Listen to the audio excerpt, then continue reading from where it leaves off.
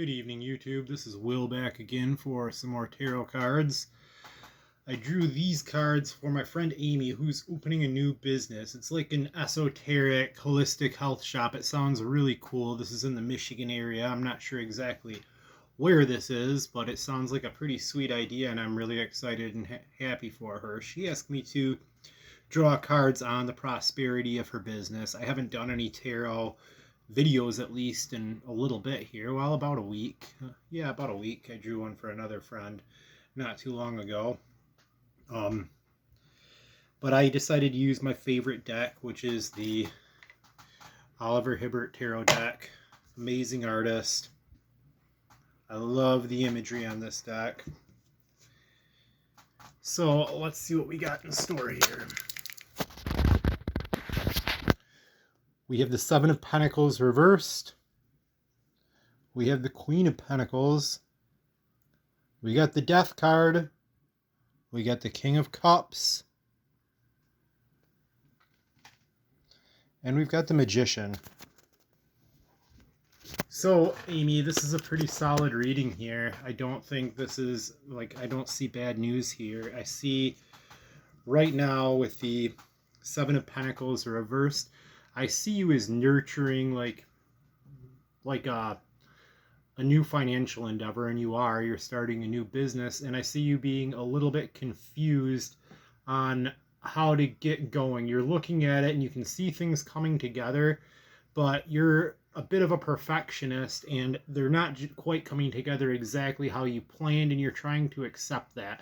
See, what I like about this deck in this particular card is that it's a lady in this card, has her head chopped off. Now I see that kind of like we're running around haphazardly, not really knowing what's going on, but we're still producing the fruits of our labor. If we look, we're still growing pentacles here. We're doing so a little bit more blindly than what we're comfortable with, and that's totally okay as long as we're still reaping the production that we're sowing.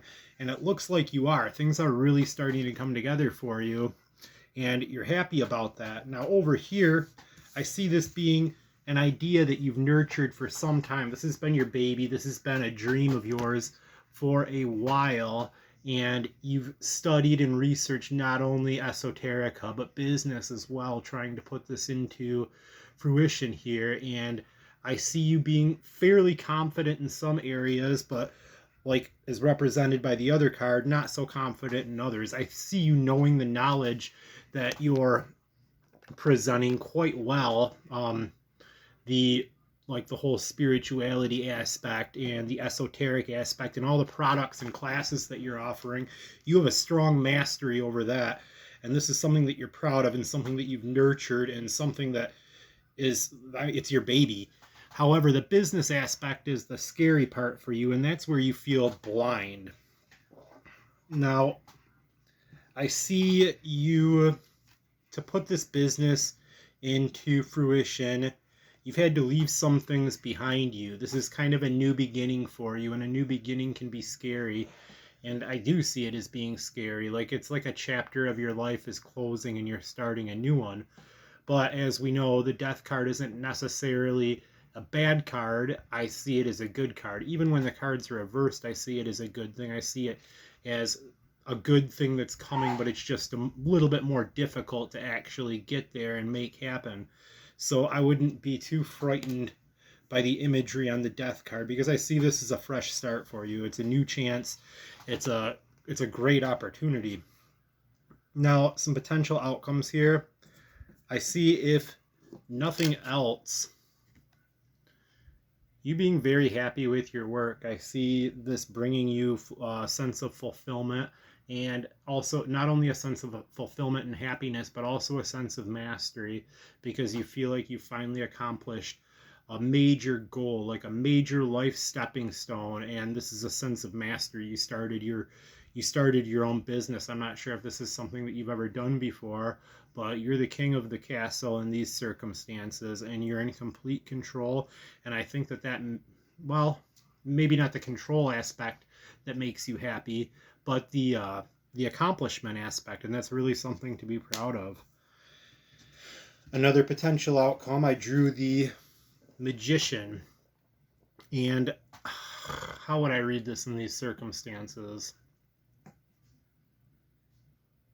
So I see the Magician card as, again, I see the Magician card kind of as a card of mastery or putting things together. I think that you're putting together not only the business itself, but also bringing together a community of people in your area. And the word that's coming to mind is keeping them entertained, but bringing them some type of skill that they'll find of value, bringing the magic to the community. I think that's a great way to look at it. You're going to bring the magic to the community, and you're going to be a leader. You a leader in the spiritual community in your town, and I think that's a really great thing. I don't see either of these as being negative outcomes, at least for the time being. This looks like a pretty positive draw. So I'm far from being an expert at this, but I also drew rune stones for you as well.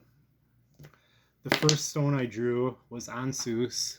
This is a card, this is a stone of wisdom, and I see this correlating with the Magician, with the Magician, the King of Cups, and the Queen of Pentacles. You have a great deal of wisdom in this area, and you're going to present that to the community with confidence.